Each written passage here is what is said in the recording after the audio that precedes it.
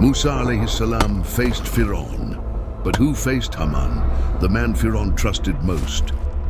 Against these two tyrants stood the brother who never left Musa alayhi salam's side, Harun alayhi salam. Who are you to challenge my divinity? I am the sole master of this land. I will crush you and your unseen god. Haman gave his life to the cause of Firawn. Harun alayhi salam gave his life to the dawah of Allah. One became the greatest helper of falsehood, the other became the most loyal helper of the truth. But the greatest test of Harun alayhi salam would not end with Firawn. He would be tested by his own people and by the secret Fitnah of Samiri. This is your God and the God of Musa. But Musa has forgotten and abandoned you. The test became so difficult that Musa alayhi salam grabbed his brother by the beard and questioned him. And beyond all of that, even the death of Harun alayhi salam would be extraordinary. It would be surrounded by so much mystery that the children of Israel would even accuse Musa alayhi salam of killing his own brother. And then, a real miracle would reveal the truth. You are watching Religious Story TV. We need your support to help spread these truths. Please subscribe, like this video, and share it with others. Leave a comment to help more people discover this message. If you are ready, let's begin. أعوذ بالله من الشيطان الرجيم. بسم الله الرحمن الرحيم. In the middle of the desert of Tih, where time and place seemed silent and only the wind could be heard, stood the top of a mysterious mountain. Two brothers were walking toward its peak. The wind was almost completely still. The birds were silent. It was as if the whole universe was waiting for what was about to happen. One of them was Musa alayhi salam, the prophet who spoke with Allah, known for his strength, the one who split the sea with his staff. The other was his beloved brother, Harun alayhi salam, the symbol of kindness and mercy among his people.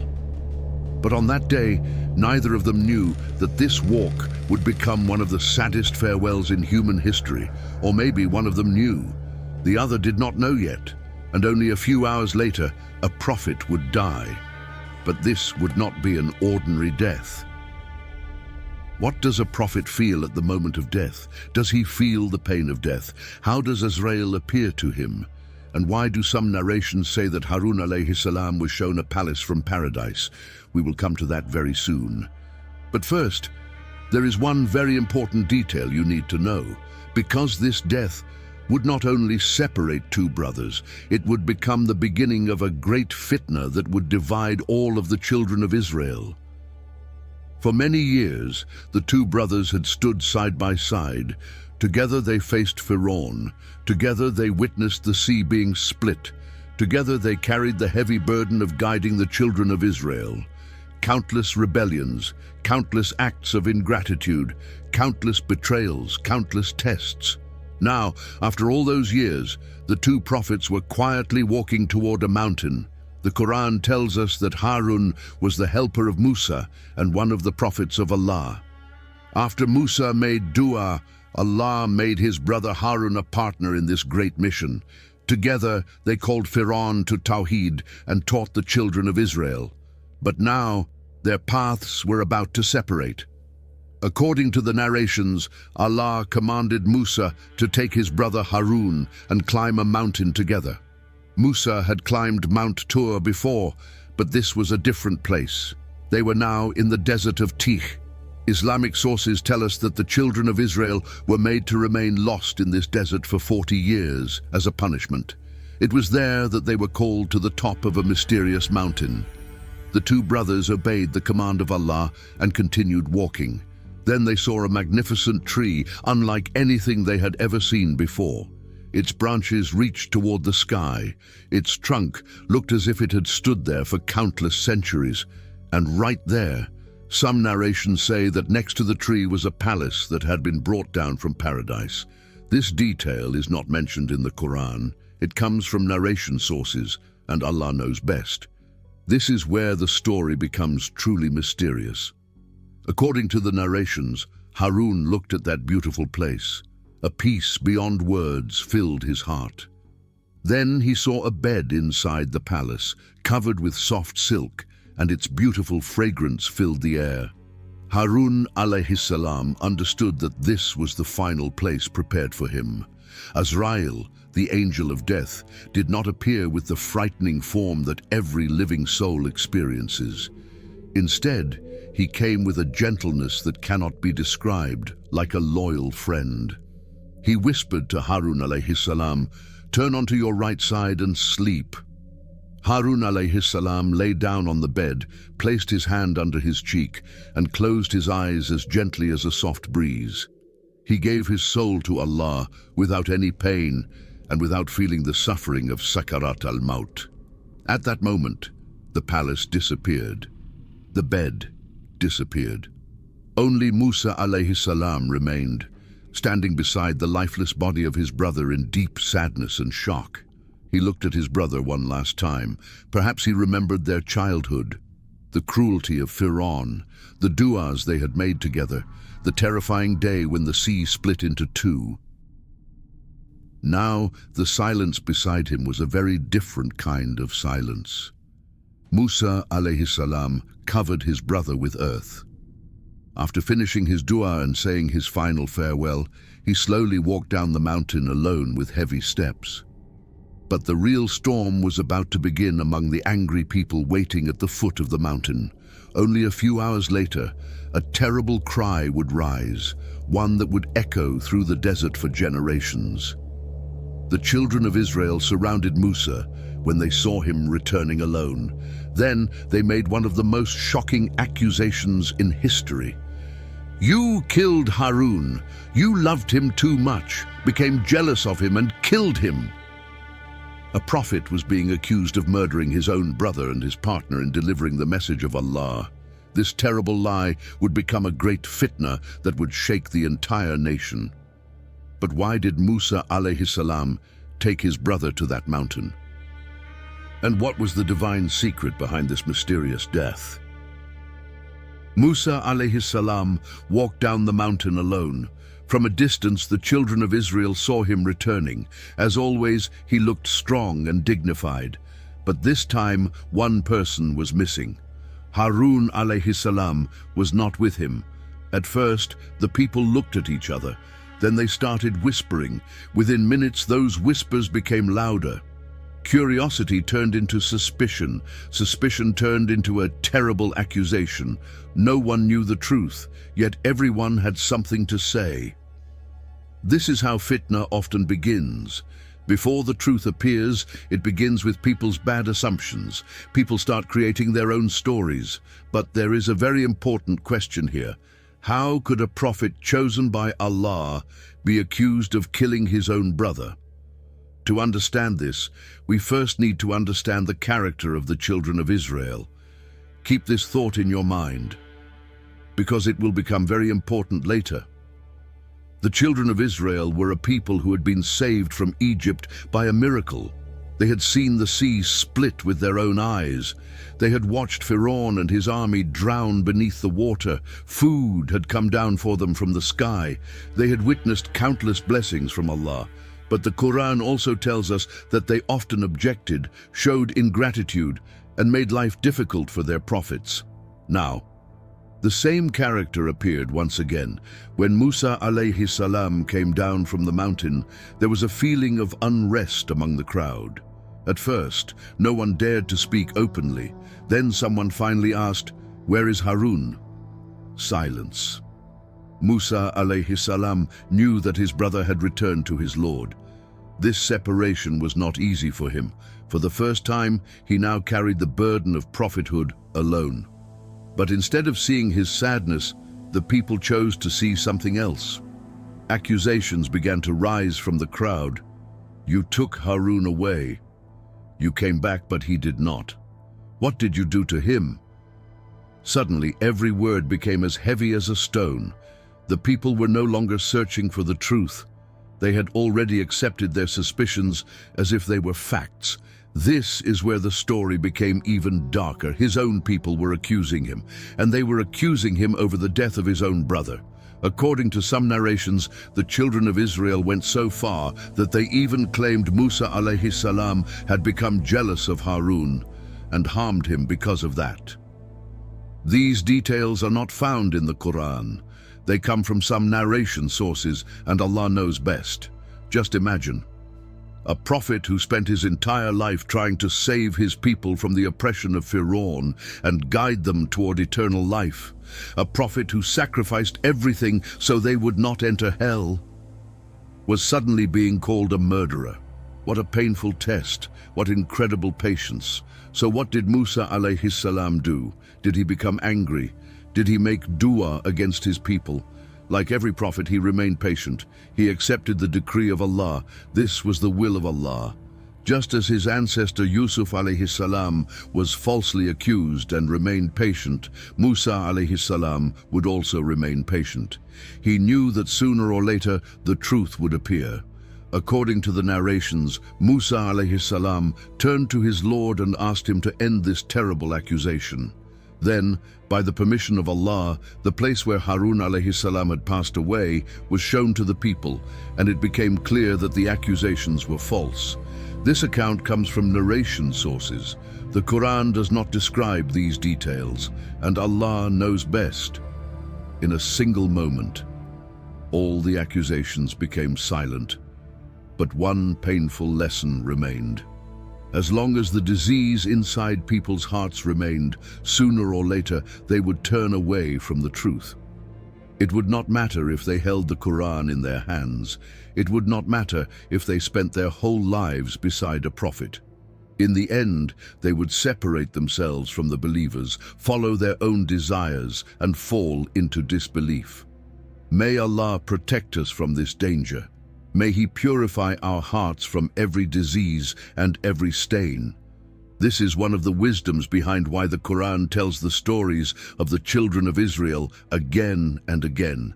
These stories are not only about the past, they are also about the people of today.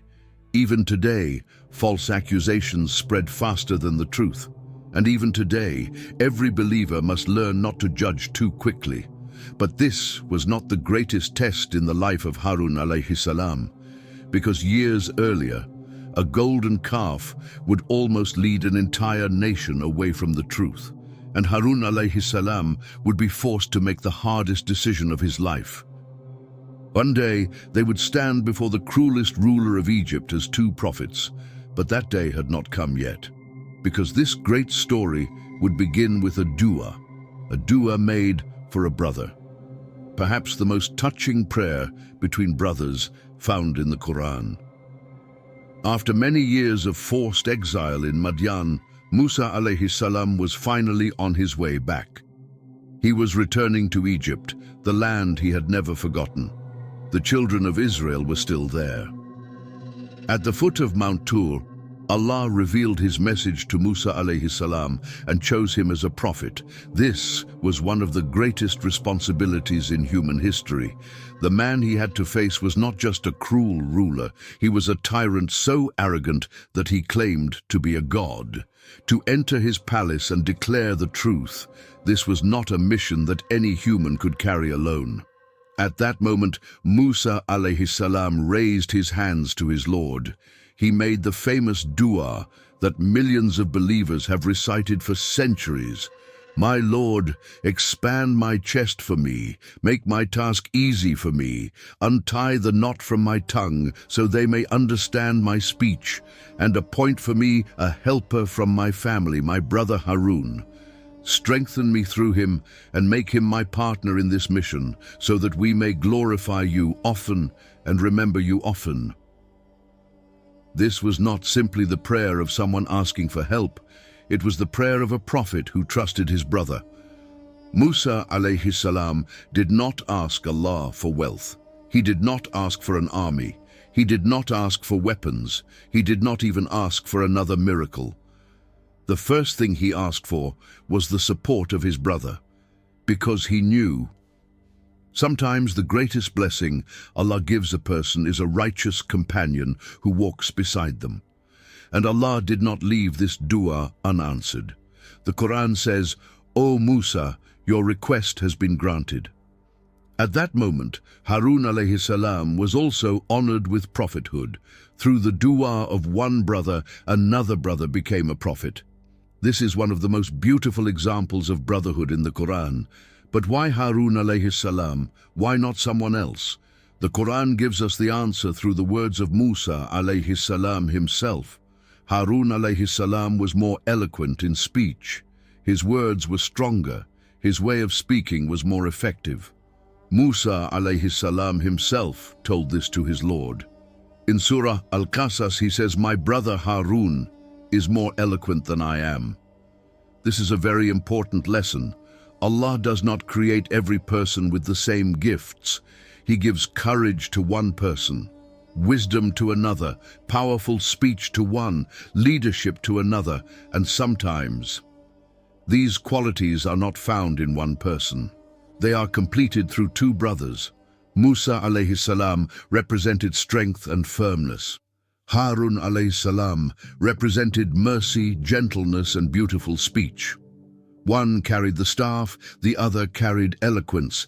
This was the plan of Allah. Now their mission was clear. The two brothers would return to Egypt side by side. But there was one great problem. Firawn might still remember the incident that had forced Musa alayhi salam to leave Egypt years before. And now the man standing before him would no longer be the same Musa. He was now a prophet of Allah. That is why during their journey Allah taught them not only what they should say, but also how they should say it. Then Allah gave them this command: "Speak to Firawn with gentle words. Perhaps he may remember or fear Allah, even when speaking to a tyrant who claimed to be a god."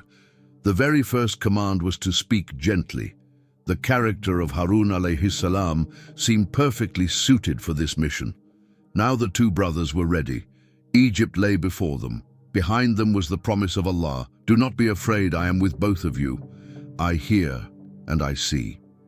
This promise was not only for Musa alayhi salam and Harun alayhi salam. It is a source of hope for every believer who walks on the path of Allah. But no one could imagine what would happen once the palace doors opened. Because within a few moments, the most arrogant ruler in history would be sitting face to face with two shepherds, and that meeting would become one of the most unforgettable confrontations in human history. Inside his palace sat Firawn, the ruler who proudly declared, "I am your highest lord." One word from him could end a person's life. And now, two men were walking toward the gates of that palace. They had no army. They had no worldly power. They only had the command of Allah, and that command was greater than every army on earth.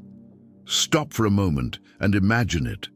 In front of you is the man who believes he is the most powerful ruler in the world. Behind you are soldiers ready to kill you, yet you walk to his door without showing any fear. This is what true Iman looks like. Musa alayhi salam walked in front. Harun alayhi salam walked beside him. The city he had left many years ago now looked very different. The child who had once grown up inside the palace was now returning as the messenger of Allah. The great palace gates opened. The guards allowed the two brothers to enter. They walked through long hallways. The walls were covered with golden decorations. Huge columns seemed to reach the sky. Soldiers stood at every corner. Then the doors of the throne room opened. Firawn sat on his magnificent throne. Around him were his chiefs, commanders, priests, and the most powerful men in the kingdom. Everyone looked at the two strangers, but Firawn did not see them as strangers. He recognized Musa alayhi salam immediately. The boy who had once grown up in his palace had returned after many years. Firawn spoke first. As the Quran tells us, he reminded Musa alayhi salam of his past.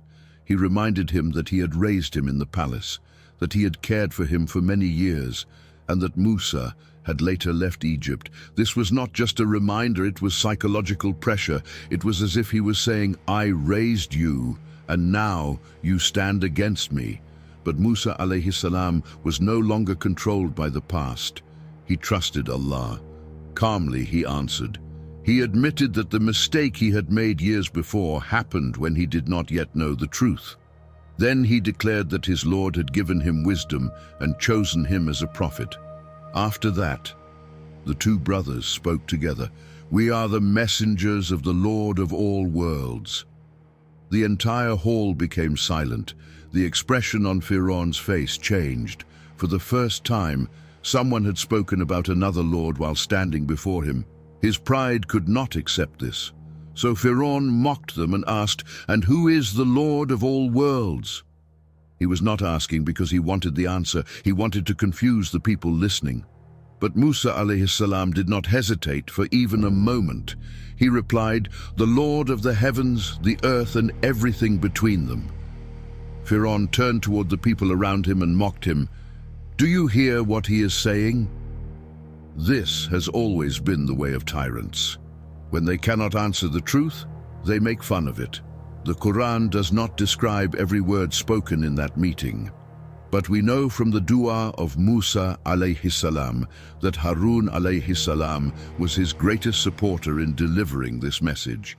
His beautiful speech, his gentle character, his unshakable loyalty, he was an essential part of this mission. But this meeting would not end with words. Firawn wanted proof. He wanted a miracle. His eyes were fixed on Musa alayhi salam. The man who had just called him to the Lord of all worlds was now holding his staff. A mocking smile appeared on Firawn's face. Then he loudly said, if you are telling the truth, then bring your proof. The moment had come. What happened next would not only affect the people inside the palace, it would affect everyone who would read this story until the end of time. Musa alayhi salam did not hesitate. He threw down his staff. As the Quran tells us, it immediately became a huge serpent, clearly visible before everyone. In an instant, the order inside the throne room disappeared. The people who had been watching with proud smiles now stepped back in fear, because deep inside, they knew this was not magic. No human being could do such a thing. Then Musa alayhi salam placed his hand inside his garment. When he brought it out again, it shone with a brilliant white light before everyone watching. Now the hall was completely silent. No one knew what to say. The truth stood before their eyes. But the Quran teaches us an important lesson again and again. A miracle alone cannot change a heart that has been sealed. The real question is not whether someone sees the truth. The real question is whether they want to believe it. Firawn understood this very well. So he did not deny what had happened. Instead, he changed the story. He wanted the people to become afraid. So he declared, this is a very skilled magician. Notice carefully, he did not say, it never happened. He did not say, it is a lie, because everyone had seen it with their own eyes. Instead, he tried to change the way people understood it, even today. The methods used against the truth have not changed very much. When people cannot defeat the truth, they try to change how others see it. Then Firawn gathered his leaders and made a plan. He said, send men throughout the land. Bring me every skilled magician. Because this was no longer only about Musa alayhi salam. His throne had begun to shake. His pride was turning into fear. And when tyrants become afraid, they become even more dangerous. Throughout all of this, Harun alayhi salam remained beside his brother just as he always had. The Quran tells most of the conversations through Musa alayhi salam because revelation and the Torah were given to him. But Allah clearly tells us that Harun alayhi salam was never just a spectator. At the very beginning of his mission, Musa alayhi salam had prayed, appoint my brother Harun as my helper and strengthen me through him. Allah accepted that prayer. So during this great confrontation inside the palace, the two prophets stood together, One carried the miracle, the other carried wisdom through his speech. One represented strength, the other represented mercy. This is how the call of Allah moved forward, with both qualities walking together. Days passed. Magicians were brought from every part of Egypt. These were not ordinary men. They had devoted their entire lives to magic. They were the most famous masters in the country. Firawn did not see this as simple entertainment. This was his final hope. If they won, the influence of Musa alayhi salam would come to an end. But if they failed, the people of Egypt would see for the first time that Firawn could be defeated. That is why the whole nation gathered. Children, old people, soldiers, palace officials. Everyone stood in the same open field. The Quran tells us that this great gathering took place on an appointed day when the people assembled together.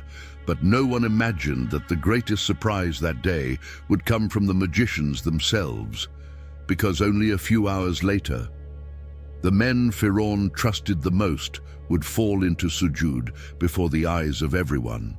And that single sujood would become the beginning of the end of an empire. Egypt was about to witness perhaps the greatest public event in its history. For Firawn, it was a show of propaganda. In front of the whole nation, he would humiliate Musa alayhi salam. Then everyone would return home saying, Firawn was right after all. That was his plan, but the plan of Allah was completely different. The magicians who entered the field were the most famous in Egypt. They had devoted their lives to magic. They knew every trick of their profession. They knew how to fool the human eye, how to use fear, how to control a crowd. They knew it all. That is why they were completely confident. They turned to Firawn and asked, "If we win, will we surely receive a great reward?"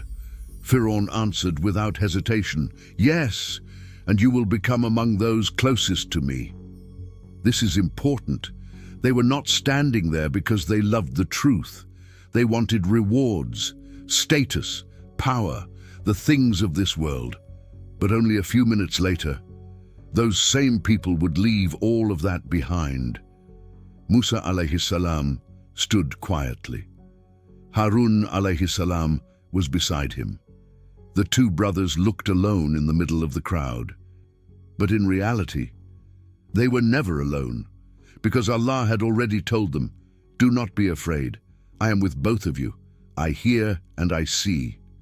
Then the magicians shouted, "O Musa, will you throw first, or shall we throw first?" Musa alayhi salam calmly replied, "You throw first." At once, hundreds of ropes, hundreds of staffs were thrown onto the ground. The Quran tells us that the eyes of the people were deceived and a great display of magic was performed. It looked as if the entire field had become filled with moving snakes. People screamed. Many stepped back in fear. Panic spread everywhere. Then the Quran mentions a very important detail. Allah says Musa felt fear within himself. This was not because he doubted Allah. The prophets never doubt the promise of Allah. As the scholars of Tafsir explain, he feared that the people might confuse magic with the truth. What if they were deceived?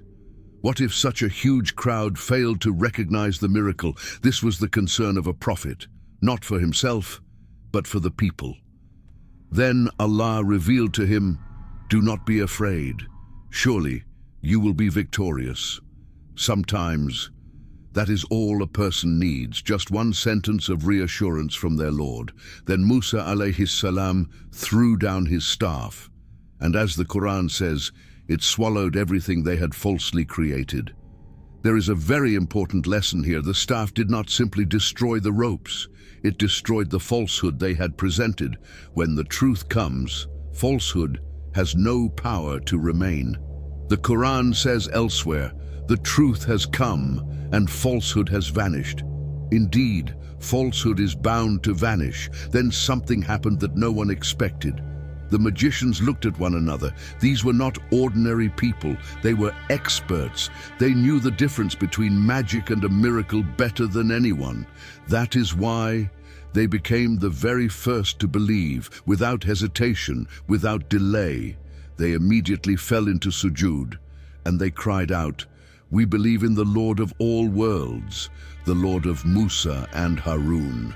Notice carefully, they did not say only the Lord of Musa, they also said the Lord of Harun, because two prophets stood before them, two brothers, one mission, one Lord, one truth. This is what changed the hearts of the magicians, not only the greatness of the miracle, but the clear truth they had witnessed.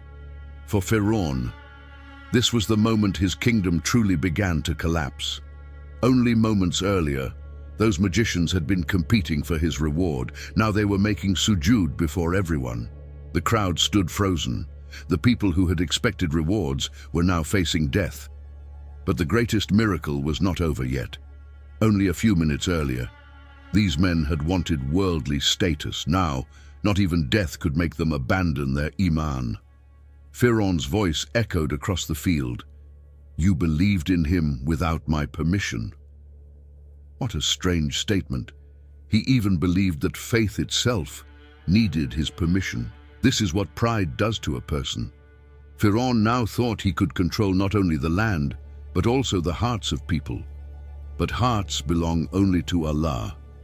Then he gave his terrible threat. "I will cut off your hands and your feet on opposite sides. Then I will crucify every one of you on the trunks of palm trees."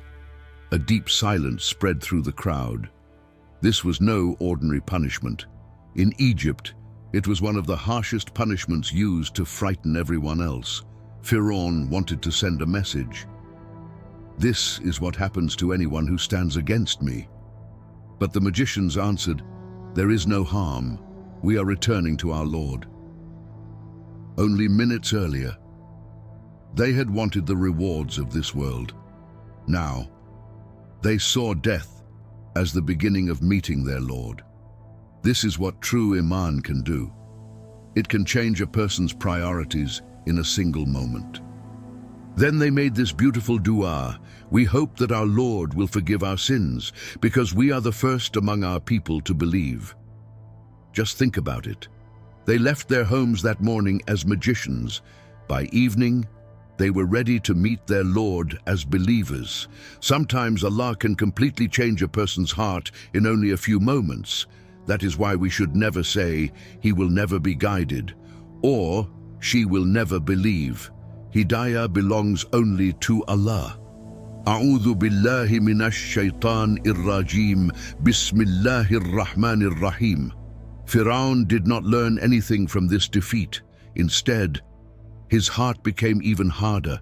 This is one of the greatest lessons the stories of the Quran teach us. A miracle alone cannot change a stubborn heart. A person who does not want to believe can reject even the clearest proof. Firawn continued to accuse Musa alayhi salam and Harun alayhi salam of being liars. He refused to let the children of Israel go. Then Allah began sending one warning after another to the people of Egypt. The Quran tells us about these signs: the flood, the locusts, the lice, the frogs, the blood. All of these were sent as clear signs from Allah. Fear spread across Egypt. The fields were destroyed, homes were damaged, the people became desperate. Every time a disaster came, Firawn sent for Musa alayhi salam. He said, "Pray to your Lord for us. If he removes this punishment, we will believe, and we will let the children of Israel go." But whenever the punishment was lifted, they broke their promise once again. How familiar this seems. Sometimes people turn to Allah only when they are in difficulty, but once life becomes easy again, they return to their old ways. The Quran does not tell these stories only to describe the past. It tells them to warn us today as well. Musa alayhi salam and Harun alayhi salam continued calling the people with patience for many years. Every new miracle was another invitation to the truth. Every new invitation revealed the pride of Firawn even more. But an even greater test was approaching. Firawn and his army had not yet been destroyed. The children of Israel were still not free. After all these events, Allah would command Musa alayhi salam to lead his people out of Egypt during the night. But the greatest test in the life of Harun alayhi salam would begin only after they escaped from Firawn. Because even after the sea was split, the idols inside the hearts of the people had not yet been destroyed. It was night and Egypt looked quiet. But in that silence, thousands of people were leaving their homes. Some carried their children in their arms. Others helped their elderly parents walk. No one spoke loudly. Because this journey had only one purpose: freedom. Allah commanded Musa alayhi salam to lead the children of Israel out of Egypt during the night. After years of slavery, freedom had finally come. But when Firawn learned what had happened, he became furious. As soon as morning came, messages were sent across all of Egypt. The armies were gathered. Firawn began chasing the escaping people, because if the children of Israel became free, all of Egypt would realize one thing: Firawn could be defeated. Hours later, the children of Israel reached the shore of the sea. Before them was the endless water. Behind them, the army was quickly approaching. There was nowhere to run. Panic spread through the crowd. The Quran tells us that they cried, "We have been caught." That is what their eyes could see. Death in front of them, death behind them, fear, hopelessness. Then Musa alayhi salam said words that have given hope to believers for centuries. "No, my Lord is with me. He will surely guide me." Then Allah commanded Musa alayhi salam to strike the sea with his staff. The staff touched the water, and the sea split apart. The Quran says, each part became like a huge mountain. Suddenly a path appeared through the sea. The children of Israel walked forward in amazement. Water on their right, water on their left. For the first time in their lives, they were not walking as slaves. They were walking as free people. Harun alayhi salam walked beside his brother Musa alayhi salam, leading the people safely through this great miracle.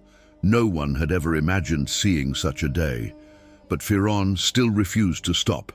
He ordered his army forward. They entered the sea. When the children of Israel reached the other side, the command of Allah came.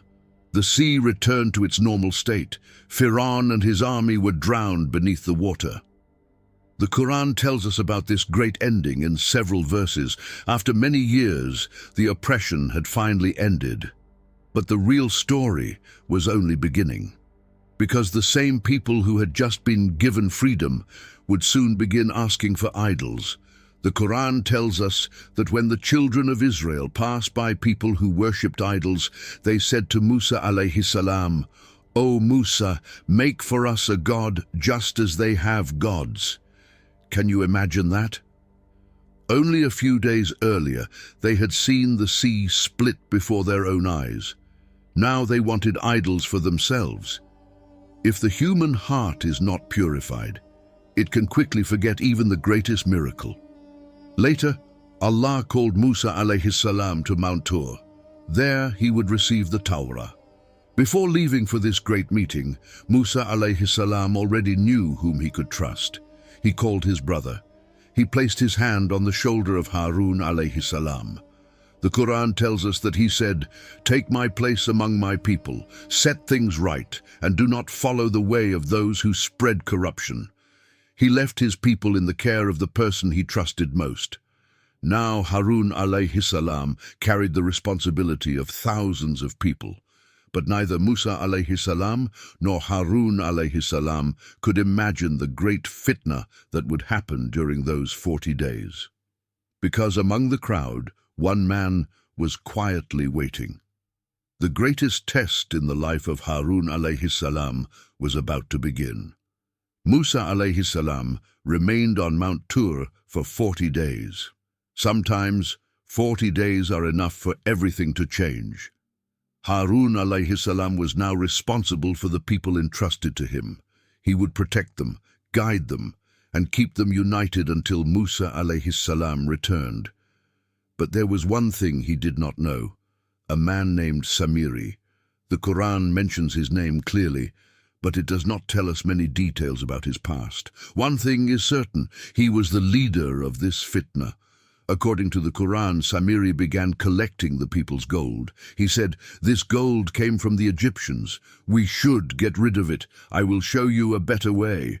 Fitnah always begins with words that sound good. On the first day, no one says, "Come, let us worship an idol." Shaitan leads people step by step. Remember this carefully, because even today, the method has not changed. After some time, the gold was melted. Then Samiri made the statue of a calf. The Quran tells us this clearly. Then it mentions a very interesting detail. A sound came from the calf. How did that happen? The Quran does not explain. The scholars of Tafsir have given different explanations. Some said the sound was created by the wind passing through it. Others said it was a test from Allah for the people. Some narrations mention that Samiri used different methods to deceive them. We should not present details that the Quran does not explain as certain facts. Allah knows best. Then Samiri stood before the people. He said words that changed the future of the entire nation. The Quran tells us that he said, "This is your God and the God of Musa." But Musa has forgotten. What an unbelievable lie.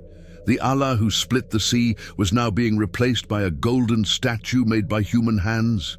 Only a few weeks earlier, these same people had rejected the false godhood of Firawn. Now they were bowing before something they had made with their own hands. If a person does not attach their heart to Allah, they can go astray, even after witnessing the greatest miracles. When Harun alayhi salam saw what was happening, he immediately tried to stop the people. The Quran tells us exactly what he said. "O my people, you are only being tested by this. Surely your Lord is Ar-Rahman, so follow me and obey my command." These were the desperate words of a prophet trying to save his people. Harun alayhi salam did not shout. He did not insult them. First, he reminded them of the truth. This is only a test. What an important lesson. Sometimes what comes into our lives is not a blessing, it is a test. Sometimes it is power, sometimes wealth, sometimes technology, sometimes the praise of other people. Any of these can become a test, but the people refused to listen. The Quran tells us that they answered, "We will continue worshipping it until Musa returns." The heart of Harun alayhi salam was breaking. The very people he had struggled for all these years were now falling into shirk before his own eyes. But the greatest pain had not yet come, because this was no longer only disobedience. From the Quran we understand that the life of Harun alayhi salam was also in danger. Soon you will see just how serious the situation had become, because when Musa alayhi salam came down from the mountain, the first thing he would see would be his own people gathered around the golden calf.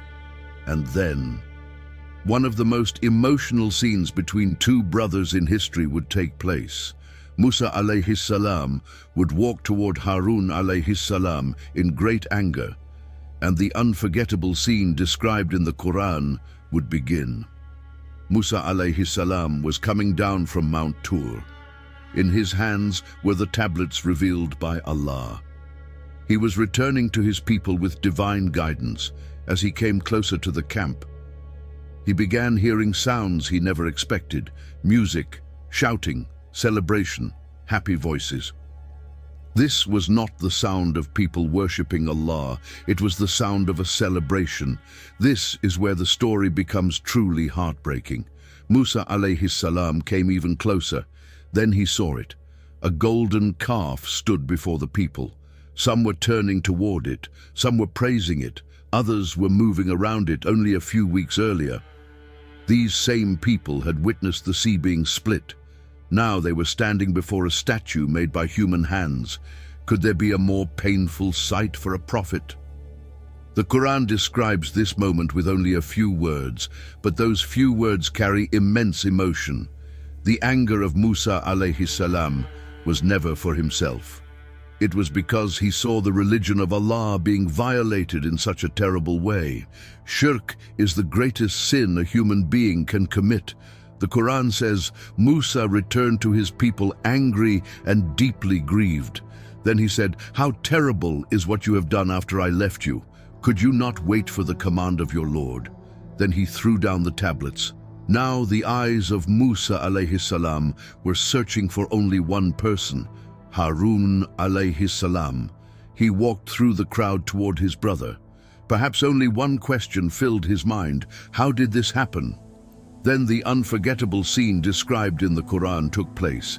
He seized his brother by the head and pulled him toward himself. In another verse, Harun alayhi salam says, "O son of my mother, do not seize my beard or my head."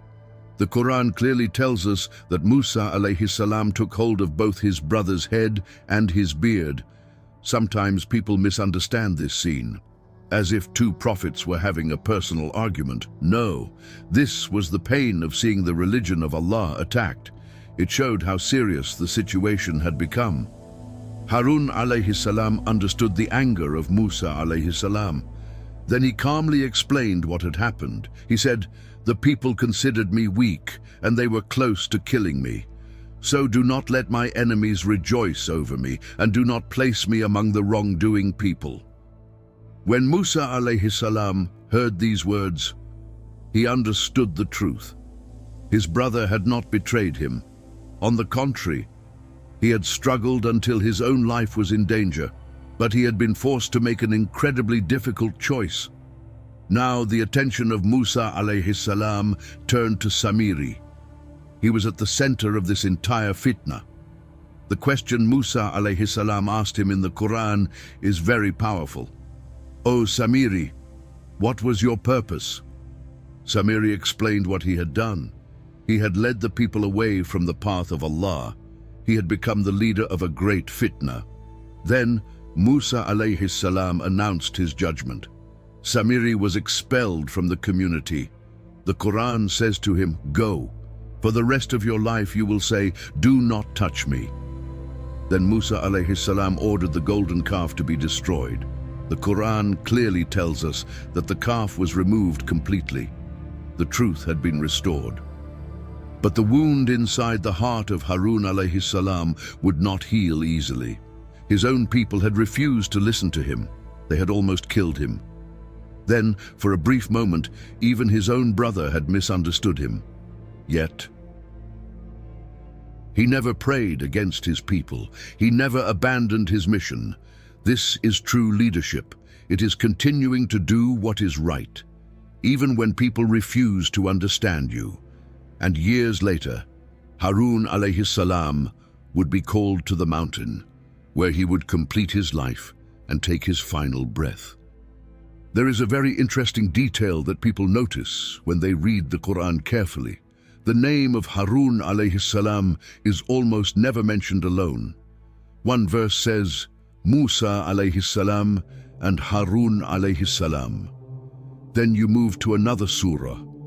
Again, Musa alayhi salam and Harun alayhi salam are together. Why does Allah so often mention Harun alayhi salam together with his brother? Is this only a historical detail, or is there a much greater lesson here? The answer to this question may be one of the most important lessons Muslims need today. Today, most people want to stand out. They want their names to be known. They want to be praised. They want applause. They want followers on social media. They want people to talk about them. The human ego loves attention. But when we look at the life of Harun alayhi salam, we see the complete opposite. The Quran made his name immortal, but not by separating him from his brother. At first, someone might think this means Harun alayhi salam remained in the background. But the truth is exactly the opposite. Because greatness in the sight of Allah is not measured by how many people know your name. It is measured by how pleased Allah is with you. Think about it for a moment. Musa alayhi salam is speaking before Firawn. Harun alayhi salam is standing beside him. The Quran mostly records the words of Musa alayhi salam. Even today, in every good project, in every effort to teach the Quran, in every work of dawah, There are people who are never seen. Perhaps they never hold the microphone. Perhaps they never appear in front of the camera. Perhaps no one even knows their names, yet they are the very people who keep that work alive. Harun alayhi salam is one of the greatest examples of such people. There is another beautiful lesson in the Quran. When Musa alayhi salam made dua, he did not simply ask Allah for help. He specifically asked for his brother. Why? Because human beings were not created to carry the greatest struggles alone.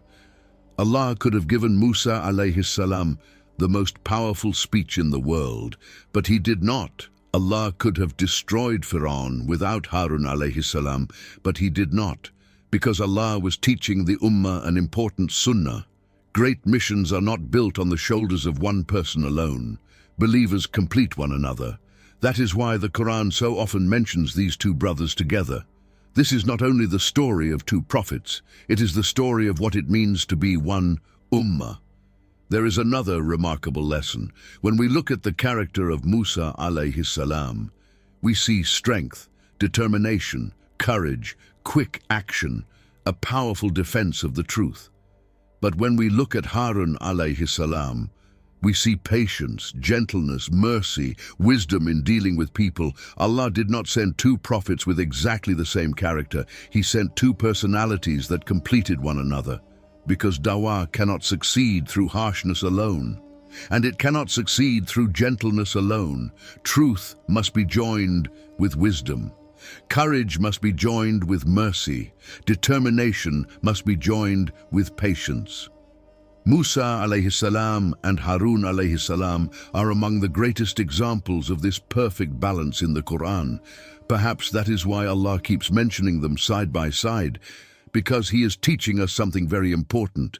No believer is complete by themselves. One person has knowledge, another has wisdom, one has courage, another has patience, one has a powerful voice, another has a powerful pen, one makes dua, another serves quietly behind the scenes.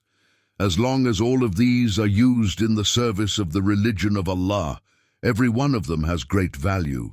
Perhaps this is the most beautiful part of the life of Harun alayhi salam. He never said, "Why am I always in second place?" He never asked, "Why am I not the one speaking?" He never complained, "Why am I not the one receiving attention?" Because his goal was never to make his own name greater. His goal was to make the religion of Allah greater. Perhaps that is why Allah placed His name inside verses that will be recited until the Day of Judgment. Today, whenever billions of people read the name of Musa alayhi salam, they also read the name of Harun alayhi salam. People who are sincere may not always be seen by the world, but Allah never allows them to be forgotten. Now that we have spent so much time looking at the man who stood beside Musa alayhi salam, we should also look at his complete opposite, the man who stood beside Firawn, the one whose name many people know, Haman. Whenever the heart of Firawn was close to becoming soft, Haman would step in. Again and again, he encouraged Firawn and pushed him further into arrogance. In reality, Firawn could not rule such a huge empire by himself. His most important helper was Haman. In a way, just as Musa alayhi salam had Harun alayhi salam beside him, Firawn had Haman beside him. No one could frighten millions of people and keep an entire nation in slavery alone. Such oppression always needs people behind it. Throughout history, no tyrant has achieved this by himself. Just as Dajjal will have a dark and corrupt group supporting him, Firawn also had powerful people around him, and the strongest among them was Haman. The Quran mentions Haman in 6 different verses. What is interesting is that the Quran does not mention his name by chance. Almost every time, his name appears together with Firawn. This small detail carries a very important lesson. We will come back to that in a moment. Haman was not an ordinary palace official. From the words of the Quran, we understand that he carried out the orders of Firawn. He had authority in the affairs of the kingdom. He was one of Firawn's closest men. Then the Quran tells us about a very interesting scene. Firawn said to Haman, "O Haman, build for me a high tower by baking clay so that I may reach the God of Musa, but I certainly think he is one of the liars." The same event is mentioned again in Surah Ghafir. At first, someone might think, did Firawn really want to search for Allah in the sky? No. Most scholars of Tafsir explain that this was never a sincere search. It was an act of mockery and arrogance, because at the end of the same sentence, Firawn already says, "I think he is a liar." His decision had already been made. He was not searching for the truth. He was mocking the truth. The tower was meant to impress the people. It was his way of saying, "Look, there is no God like Musa claims. Allah knows best." So what did Haman do? He strengthened Firawn in his false beliefs. He gave him confidence. He supported his ideas, and he helped keep Firawn's oppression alive. History has shown us this pattern many times. Sometimes there is the person who commits the evil, and sometimes there are those who organize and support that evil. Interestingly, the Quran sometimes mentions Firawn, Haman, and Qarun together. This is not a coincidence. Many scholars explain that these three people represent three different forms of corruption. Firawn represents the arrogance of political power. Qarun represents the arrogance of wealth. Haman represents the ruling class that keeps that power alive. The lesson is clear. Not only the tyrant, but also the people who keep his system running are responsible before Allah. This is one of the deep social lessons of the Quran. The same question still applies today. Is evil caused only by the one who gives the order? Or do those who carry it out without questioning also share responsibility? The Quran does not teach us the name of Haman without a reason, because history does not judge only the greatest tyrants. It also judges those who stood beside them. But there is another detail that should make us think. Nowhere in the Quran do we read that Haman sincerely listened to Musa alayhi salam. Not even once do we find him saying, "What if he is telling the truth?" Not even once do we see him standing against Firawn. Assalamu alaikum, brothers and sisters. My name is Idris Birtan and I am the owner of Religious Story TV. As a Muslim living the Ahir Zaman, I was struggling in my life. My Islamic motivation and discipline were not strong enough, but I realized something. When I watched Islamic videos every day, Salah became easier for me. And avoiding sins became easier too. That's why I decided to start a channel to help other Muslim brothers and sisters. So my wife and I start an early English Islamic channel using AI technology. In the beginning, people were not used to this concept and AI was not producing high quality result either. We also knew to both this technology and YouTube. Yes, we had some background. I'm computer engineer. I also had experience in music and my wife was talent in art and design. But this field was still very new to us. We worked day and night. We researched constantly. To be honest, it was very difficult to keep this channel alive in the beginning. I had lost my job, we had almost no income, and during the first year, we earned almost nothing from this channel. But somehow, we continued. And Allah made this channel become one of the biggest Islamic channels today. Alhamdulillah.